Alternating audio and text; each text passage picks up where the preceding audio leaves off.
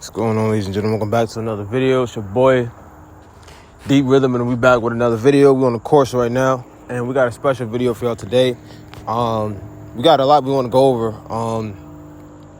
First thing I want to say is, man, listen. One tiny slither of hesitation that you could possibly have in momentum could change the entire drastic process of how something plays out. You know what I'm saying? Of how an entire event plays out. One slack, or one, slithery moment of hesitation or inactivity. Hesitation could change the entire landscape of how something processes through and how an event goes. You know what I'm saying? I'm coming back from an event myself, right? The event went good, it went good, you know what I'm saying? But it could have went a lot different. You know what I'm saying? It could have been a real life peak moment, right? And part of it is coming from a few other reasons, but one of the major things is opportunity. You know what I'm saying? And it's just momentum, like how I've spoken plenty of times in my other videos, right? The thing about flowing through outlets and being able to, ride that bike. You know what I'm saying? Like, momentum is like the same thing as riding a bicycle, right? You know what I'm saying? Not one of them gym bikes, but actually riding a bike, you know what I'm saying, on a terrain. When you take that bike, you know what I'm saying, when you coming at a certain speed downhill, there's only one way to make that turn. You know what I'm saying? Some of these turns, right? It's like, do you slow down to make the turn or do you speed up? You can't slow down. If you slow down and try to make that turn going full speed, you're going to stumble, right? You're going to trip, you're going to run off course, you know what I'm saying? And you're going to lose control of the bike. You know what I'm saying? And the only way to actually hit that turn is to flow through it. It's to flow through the outlet or flow through the turn, right? Or flow through the changes in courses of, you know what I'm saying, the pathway, right? And that's the important thing that, we want to focus on, is just having that eye to be able to focus, and flow through, the changes and the ripples and the curves of the pathway. You know what I'm saying? And that is the most important thing to do, because, the pathway is going to change. You know what I'm saying? You got to be able to make those turns and those nudges, because that's the difficulty of life, right? It's changes and it's flows. It's energy flows. You know what I'm saying? And it's just having a mind that's constantly aware and being able to, change with those flows. It's just like momentum. When you have momentum, it's important to be able to understand, understand your, be conscious. That way, when things change mentally, you're able to make some sort of adjustments, some maneuvers or whatever it is, in order to, keep pushing forward, right? Because there's always changes. So that's the important thing to know, just to be adaptable, not just to be adaptable, right? It's not even about being adaptable. It's really just about being able to change, and being able to make the right choices in those split seconds, right? Those adjustments, split second adjustments, you know what I'm saying? That you could or you couldn't, right? You can hesitate, you can think about it, you could jump on it, right? You know what I'm saying? It's quick. And it's like, these sort of things can change the trajectory of, momentum. So that's what I wanted to, really discuss, man. Because, there's some decisions that, I know I made, on the basketball court. And there's some decisions that you're going to, be able to make that you can't make. Sometimes, you think when you get on the basketball, you be thinking, you be hesitating because, oh, wait, coach don't want us to do this. He wants us to run this play. Or coach don't want us to do this. We got to be technical. And then we let some sort of reinforcement in our own minds, kind of like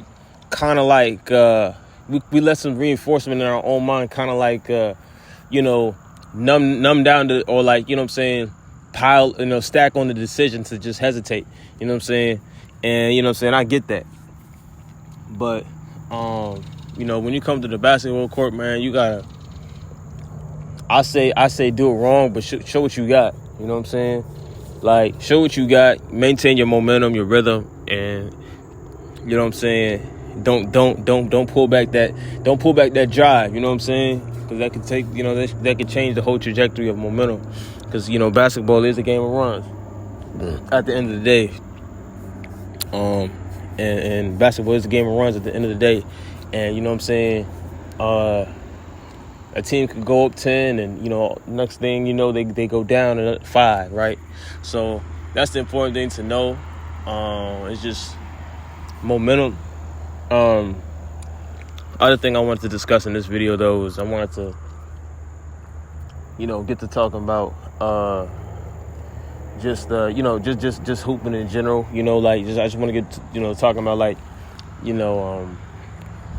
the process is just being sharper, just thinking more game wise, and, like, you know what I'm saying, in accordance with the game, you know what I'm saying, and just it's being able to commit to the technical functions of the game, you know what I'm saying, like being able to do the simple things, the simple things that you need to do in a game. It's this type of work right here, and it's little things, foot balance, foot strength, right? It's muscle strength in certain areas of your foot that allow you to be able to rise on a jump shot in the heat of the moment. You know what I'm saying? Like in a basketball game, you want to be able to go ahead and pull up that 2-dribble pull up. You know what I'm saying? Like when you get the chance, you know what I'm saying? Like you analyze in the game and you want to get to your spot, and you got to be able to rise up and take that jump shot, right? It ain't even just all about reps. Reps is important, but it's also certain balances and things that you would want to strengthen in order to help you to maintain proper form and make the jump shot easier, like foot balance and explosive drills, you know what I'm saying? Some things we get away from, explosive drills, like explosive drills that will help you to be able to come off a 1-2 dribble pull up, you know what I'm saying? A dribble 1-2 pull up, or at a very, very high intensity, you know what I'm saying? Cause that's what it is, and being able to do that, being able to have court speed, being able to move on the court, that all comes from biking, you know what I'm saying? It all comes from really working on your legs and your hip mobility, your lateral movement, and your longitude movement, right? And your north-south movement, right? Both types of movements are got to be trained, you know what I'm saying? Like if you're somebody who comes on the court, you have to understand that doing squats and doing, weighted squat jumps and coming out of all these different types of explosive movements and maneuvers and mobility motions is important. It's important in order for you to be able to get up a shot better, right, and have it more consistent. So it's a matter of just being able to train better.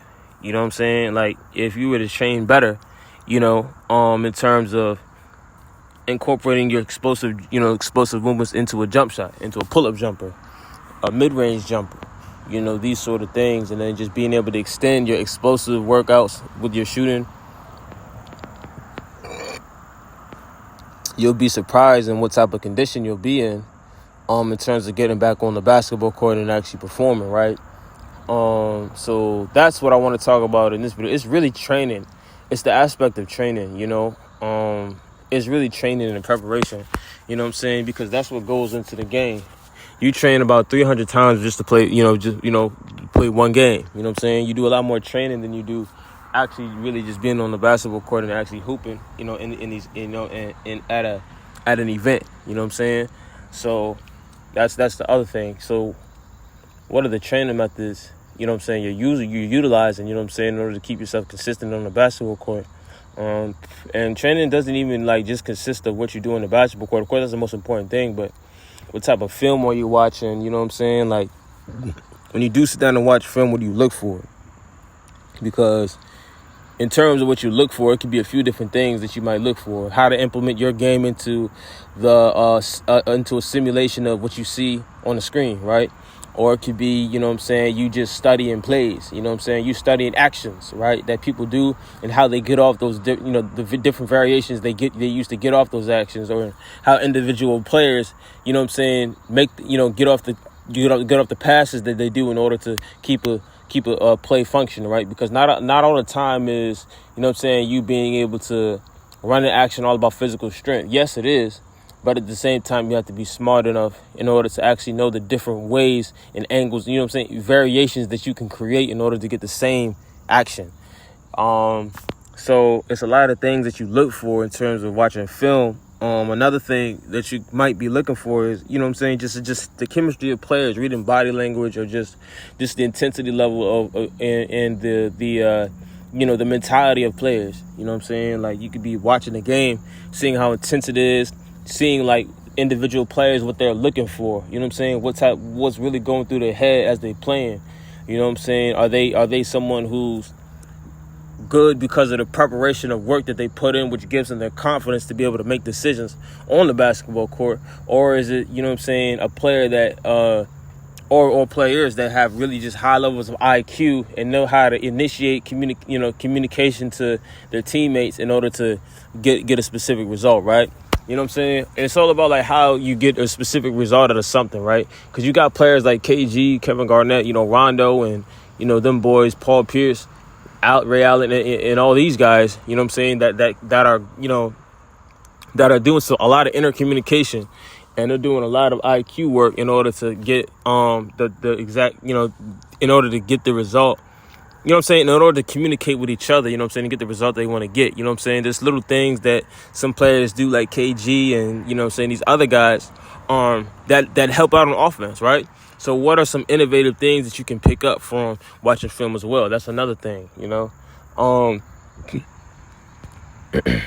And through this outlet and through this space, there's just a lot of different things you can pick up, you know what I'm saying? Like, in terms of being smarter about the game and what you see. A lot of times, man, like when we really get into playing basketball, it's like everything can go, everything can go out the window. You know what I'm saying?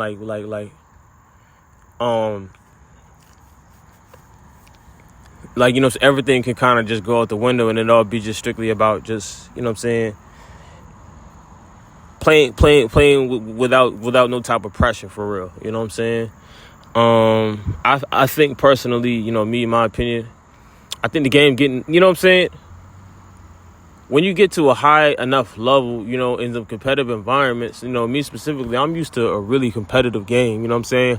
I'm used to folks going hard, like really hard, like I'm talking about everything on the line type stuff, right? And that just comes from going to events with minimum amount of players, with less players on the court, you know what I'm saying? Because now we're challenging each other, and it's a more intense, compact feel, So it's like when you really get to see what this looks like, it's a lot more competitive, a lot more gritty, a lot more grind, a lot more gruesome, a lot more tiring, and a lot more exciting as well. You know what I'm saying? I had some of the best runs I ever had in my life. You know what I'm saying? I think this was about a whole year ago, man. Like, you know what I'm saying? At a camp, and it was just because it was less guys. It really felt like an actual I want to say overseas or G League event. You know what I'm saying? If I'm being completely honest. And it in terms of the intensity, it was. You know what I'm saying? In terms of the intensity, but this is necessarily what we mean, like, and it's a matter of just being able to incorporate this intensity into technical functioning, right? You know what I'm saying? And being able to actually, like I said, implement the right trainings, of course, you know what I'm saying? But then being able to reciprocate on the court, because when you get in an environment with that much intensity, right, that compact, you got to be able to run actions, and you got to be able to run actions to perfection. So this is what I mean by, like, you know, being able to understand, like, you know what you're watching when you watch film, and then being able to, like, really develop your IQ in that way, and then also being able to train yourself so technically, you know what I'm saying, in different ways that you're able to actually implement these techniques and these fundamentals and these actions, you know, with that much force, right? Because you're gonna have to be able to when you get on a competitive level like that, you know. And that's what I really want to talk about. Like, when you get on a competitive level like that, you have to be able to implement and play the game with much compact force, but accurate, with proper technique, with and, you know, perfection in how you time your actions, right? And this is this is not easy to do, you know what I'm saying, because it takes a lot of visualization, you know what I'm saying, and it takes a lot of compaction of your focus as well, you know what I'm saying, in order to, like, really hit one action the same way every time, you know what I'm saying. And a lot of different skills and functions are being trained at once, right? And this all doubles back down into this all doubles back into how you train yourself, you know. And this is not easy to do. It's not easy to do, but it's focus. That's the main and important thing to being able to continually do this. Is actually taking the time to actually go through the boring reps, or what may seem as boring, or what may seem as not necessarily boring, but it may seem useless, right? Some of the things, there's a simple things that may seem useless, you know, keeping it simple. But if you're able to stay the course of the simplicity, you know, you'll become a much more thorough and better basketball player, right? Keeping the game simple, you know, and that's the hard part, and that's the part where the structure comes in, and, you know, the being able to play at these intense levels, you know, kicks in, right? Is keeping that game simple, compact, with, you know, just all your energy and all your might, you know what I'm saying? It's almost like channeling all your energy and focus and force into one little tiny compaction, right? You know what I'm saying? It's more effective that way. You know what I'm saying? It's much more difficult, right? But it's much more effective when, you know, your energy is compact and it's that functional, right? And that intentional. So that's the main thing I wanted to talk about in this video right here, is training yourself that way. And, you know, the best way to do it is, you know what I'm saying, is you got to be able to go through all your drills, all your drills, man, the shooting drills, and being as crisp as possible with these things. You know what I'm saying? And it's best to do these, and then just double back down into the technicalities of the action itself. You know what I'm saying? Not focusing too much on the other stuff, really just focusing on the function. But as well as these are little things that will help you get the job done, right? Like complementary skills, you know, shoot like your left hand shooting, like shooting with one hand with your left hand, you know what I'm saying? Training your left-handed jump shot, you know what I'm saying? And shooting with more arc and shooting with lower arc, shooting off balance, you know what I'm saying? Shooting in all these different ways is going to help you to be able to, you know, keep your jump shot more consistent, because we know a jump shot is never constant. It's never about the initial form itself. It's how that form can change, you know what I'm saying, at whatever position you catch the ball in order for you to hit the jump shot. You know what I'm saying? So that's the important thing on that, and you know, being able to really take a little bit of time to train your initial, train your function, you know, train these side function, these side skills, complementary skills like shooting with your left hand and things like this, will help you to be able to you know what I'm saying, be more accurate, you know what I'm saying, in terms of, you know, how you compact your game, you know what I'm saying, into you know, the initial things that you have to do. But nothing is more important than, you know, compacting, you know, keeping it simple and focusing on the simple things, you know. And I think that's the one thing that is important to train, you know. The 1 dribble pull up, the 2 dribble pull up, you know what I'm saying, doing 1,000 of these, you know what I'm saying. You know what I'm saying? And 1 dribble pull up, 2 dribble pull ups, you know, the floater, a lot of other things, man. The layup, you know what I'm saying? Drive, lay the ball up, you know what I'm saying?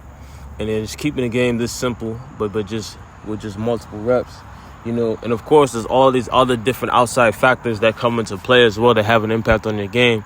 One of the major things being strength, you know what I'm saying? Physical strength. You know what I'm saying? Getting in the gym is always good. That's always one good advantage to have, you know what I'm saying, is when you can get into a gym and just work out. That's just one of the major advantages, you know, because when you get to a professional level, I know I said this a lot, the game becomes about strength. Two things, in my opinion, right? What I noticed, when I was a lot younger, about playing at the professional level is when you start to play at this level, it gets to a point to where it's about physical strength and IQ, you know what I'm saying? And conditioning, of course, but mostly it's physical. It's the level of physical strength and your IQ, you know, that really plays a part in how, you know what I'm saying, games run. And like I said, being able to run these actions are very, very important, you know what I'm saying? Like in terms of when you really get to this level, you know? But yeah, I'm about to wrap this video up in a second. I'm gonna make another part to this because I really want to expand on this part, but I'm gonna keep that separate from this video. You know, I'm gonna just leave this where it's at. But definitely holla at me in my next video because I got more coming. And peace, love, and we out this joint, baby. Let's get it.